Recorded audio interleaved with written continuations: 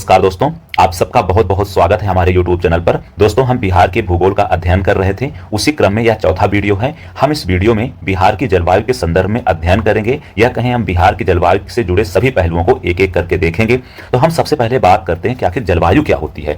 दोस्तों, जो जलवायु है ये मौसम की दीर्घकालिक अवस्था का एक औसत दशा है। तो मौसम क्या होता है, सवाल उठता है। तो मौसम जो है दोस्तों, जो आज डेली टू डेली या डे टू डे लाइफ में अनुभव करते हैं, जैसे कभी आपको गर्मी का अनुभव होता है, कभी आपको सर्दी का अनुभव होता है, तो इसे हम मौसम बोल देते हैं। और इसी मौसम का अगर हम दीर्घकालिक रूप से औसत निकालें तो जो हमें दशा प्राप्त होती है उसी को हम जलवायु कहते हैं दोस्तों। ठीक है, तो अगर आपसे कोई पूछे कि जलवायु क्या है, तो जलवायु क्या है, मौसम की जो दीर्घकालिक अवस्था की औसत दशा है उसे हम जलवायु कह देते हैं। तो अब सवाल उठता है कि बिहार की जलवायु कैसी है। तो दोस्तों, बिहार की जो जलवायु है जैसी भारत की जलवायु है। आपने इंडियन ज्योग्राफी का जब अध्ययन किया होगा तो वहां पढ़ा होगा भारत की जलवायु कैसी है। भारत की जलवायु उष्ण मानसूनी जलवायु है, क्योंकि हमारे यहाँ मानसूनी पवनों से वर्षा होती है, इसलिए हमारे यहाँ की जलवायु मानसूनी है। ठीक है, हमारा भारत जो है, भारत आपको पता होगा, अगर हम पूरा भारत का मैप बनाएं तो आपको पता है 23 डिग्री, सॉरी एक बार इसको मैप को अच्छे से बना लेते हैं। अगर आपको देखेंगे भारत को तो ये 23.5 डिग्री की जो अक्षांश रेखा गुजरती है, हम कर्क रेखा कहते हैं। तो कर्क रेखा के नीचे वाले भाग को हम क्या बोलते हैं, 0 डिग्री से लेकर कर्क रेखा तक के भाग को, इसे हम बोलते हैं उष्णकटिबंधीय क्षेत्र। और 23.5 डिग्री से लेकर के 66.5 डिग्री वाले क्षेत्र को हम क्या बोलते हैं, उपोष्णकटिबंधीय, या इसको हम शीतोष्णकटिबंधीय भी बोल देते हैं। तो इस वाले क्षेत्र में जितना भी एरिया आएगा उसको हम क्या बोलेंगे, उपोष्णकटिबंधीय। आपको दोस्तों पता है जो बिहार स्थित है वो कहाँ स्थित है, ये कर्क रेखा के ऊपर स्थित है, इसलिए हम यहाँ बोल रहे हैं उपोष्णकटिबंधीय मानसूनी जलवायु। ठीक है दोस्तों, चलिए अब आगे बढ़ते हैं। बिहार की जलवायु को प्रभावित करने वाले जो महत्वपूर्ण कारक हैं उनके बारे में बात कर लेते हैं कि आखिर जो बिहार की जलवायु हमें प्राप्त होती है उसके पीछे की जो 10 निर्धारित करने वाले कारक कौन कौन से हैं। तो सबसे पहले यहाँ की अक्षांशीय स्थिति, हमने आपको बता दिया कि बिहार जो है कर्क रेखा के ऊपर स्थित है, तो निश्चित रूप से कहाँ आ जाएगा, ये आपको देखने को मिलेगा उपोष्णकटिबंधीय जलवायु प्रदेश में। इस प्रकार से कहते हैं तापीय प्रदेश में। तो हमारे यहाँ जब बिहार की अवस्थिति है उपोष्ण कटिबंध में है तो यहाँ के निश्चित रूप से तापमान होगा, तापमान पर इसका सीधा असर पड़ेगा। उत्तर में हिमालय की अवस्थिति, दोस्तों हिमालय की अवस्थिति कारण क्या होता है कि जैसे ही पवनें आती है, मानसूनी पवनें, तो हिमालय जो क्या करता है, इन पवनों को रोकता है और रोक कर क्या करता है, बिहार में वर्षा करवाता है। ठीक है दोस्तों, फिर बंगाल की खाड़ी से दूरी, बंगाल की खाड़ी से दूरी होने के कारण आपको पता होगा दोस्तों, जैसे जैसे हम बंगाल की खाड़ी से दूर होते चले जाते हैं तो एक प्रकार से क्या कह सकते हैं, जब मानसूनी पवनें आती हैं तो उनमें धीरे धीरे क्या होती है, आर्द्रता में कमी आती जाती है। जैसे जैसे आर्द्रता में कमी आएगी तो वर्षा की मात्रा में भी कमी आती चली जाएगी। जैसे हम यहाँ देख सकते हैं, जैसे मान लीजिए ये है बंगाल और ये है पूरा बे ऑफ बंगाल इधर साइड में, मतलब यह है सागरीय क्षेत्र है। ठीक है, इस सागरीय क्षेत्र से जब मानसूनी पवनें चलती हैं मतलब बंगाल की खाड़ी से, ये धीरे धीरे आप देखेंगे तो सबसे ज़्यादा वर्षा पूर्वी बिहार में करेंगी और फिर पश्चिम की तरफ आते आते इनमें आर्द्रता की मात्रा कम होती जाती है और यहाँ फिर इसकी वर्षा की मात्रा भी कम होती जाती है। ठीक है दोस्तों, मानसून का प्रभाव हमने यही बता दिया आपको, पहले दोनों की इकट्ठा करके बता दिया। ग्रीष्म हवाएं, देखो क्या होता है कि जो बिहार है एक प्रकार से मैदानी प्रदेश में स्थित है, तो यहाँ गर्मी के समय में यहाँ पास बहुत ज़्यादा टेम्परेचर बढ़ जाता है, या कहें कि लो प्रेशर का पूरा जोन क्रिएट हो जाता है। ठीक है, जब लो प्रेशर का जोन क्रिएट होता है तो यहाँ पास मई जून के महीने में लू नाम की एक गर्म हवा चलती है। ठीक है दोस्तों, तो लू नाम की जो गर्म हवा चलती है ये पूरे के पूरे बिहार और उत्तर प्रदेश पंजाब जो इलाका पूरा ये है, यहाँ पास टेम्परेचर को अचानक से बहुत ज़्यादा बढ़ा देती है। लू को आप परिभाषित कर सकते हैं जब किसी भी जगह का टेम्परेचर जो है 40 से 45 डिग्री सेल्सियस से ऊपर हो जाता है तो ऐसी दशा में लू की दशा कही जाती है। ठीक है दोस्तों,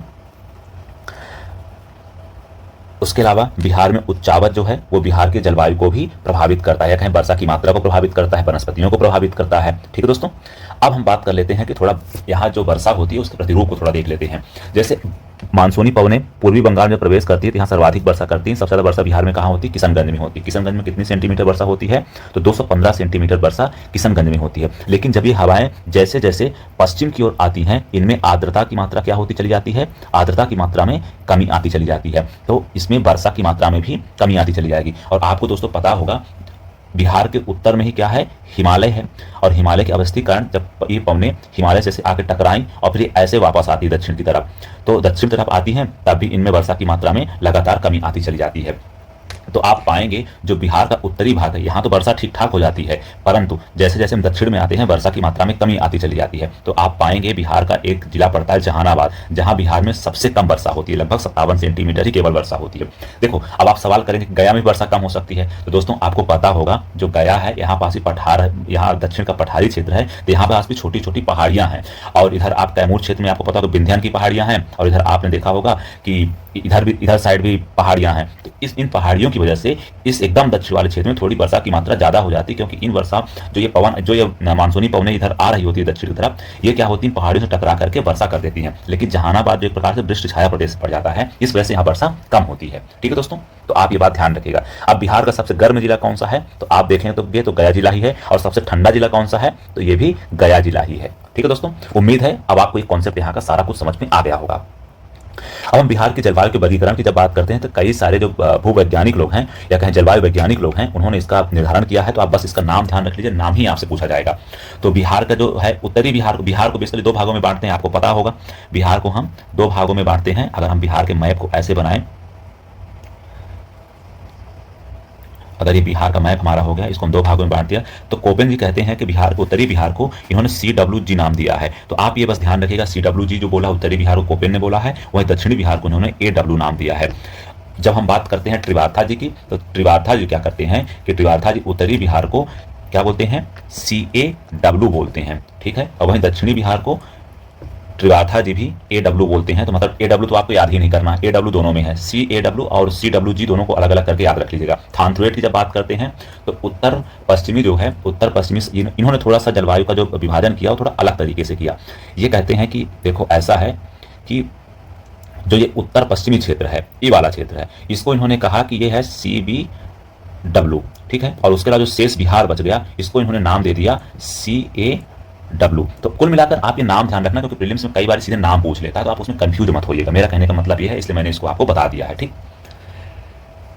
अब हम बात करते हैं बिहार की ऋतुओं के बारे में, या कहें कि यहाँ पास कितने प्रकार की ऋतुएं पाई जाती हैं। तो यहाँ 3 प्रकार की ऋतुएं पाई जाती हैं। स्वाभाविक सी बात है, भारत में पूरे 3 प्रकार की ऋतुएं पाई जाती है, तो यहाँ भी पाई जाएंगी। तो ग्रीष्म ऋतु की बात करते हैं, तो यहाँ मार्च से लेकर मिड जून तक का जो महीना हमें देखने को मिलता है, मौसम देखने को मिलता है, उसे हम क्या बोल देते हैं, उसे हम बोल देते हैं ग्रीष्म ऋतु। ठीक है, यहाँ सर्वाधिक जो गर्म स्थान है तो वो है गया जिला। ठीक है दोस्तों, यहाँ मानसून पूर्व वर्षा हुआ करती है ग्रीष्म ऋतु में, जिसे हम चक्रवाती वर्षा या उष्णकटिबंधीय चक्रवाती वर्षा बोल देते हैं, या जो बंगाल की खाड़ी में चक्रवात उत्पन्न होते हैं उनसे वर्षा होती है, मानसून पूर्व वर्षा जिसे हम बोलते हैं। तो बिहार में इसे नार्वेस्टर या काल वैसाखी के नाम से जानते हैं, तो ध्यान रखिएगा ये बात। ठीक है दोस्तों, ये बेसिकली जो वर्षा होती है ये आपको देखने को मिलती है पूर्वी बिहार में, किशनगंज, पूर्णिया और आपके कटिहार जैसे जिलों में। ठीक है, अब हम वर्षा ऋतु की बात करते हैं। तो वर्षा जो है आपको नॉर्मली पता है कि वर्षा ऋतु भारत में मिड जून से लेकर मिड सितंबर तक है, वैसे बिहार में भी सेम टू सेम है। तो बिहार में जो औसत वर्षा होती है कितने सेंटीमीटर होती है, 112 सेंटीमीटर होती है। डेटा आप याद रखिएगा, सीधे प्रीलिम्स में पूछा जा सकता है कि बिहार में कितने सेंटीमीटर वर्षा होती है, तो 112 सेंटीमीटर वर्षा होती है। ठीक है, तो वर्षा बिहार में सर्वाधिक कहाँ होती है दोस्तों, तो वर्षा सर्वाधिक बिहार में किशनगंज जिले में होती है। कितनी centimetre, 212 centimetre, sorry 215 centimetre. 215 centimetre Kishanganj में सर्वाधिक वर्षा होती है। सबसे कम वर्षा बिहार में कहाँ होती है, तो हमने पहले ही बता दिया है, वो होती है जहानाबाद में, ओनली 57 सेंटीमीटर।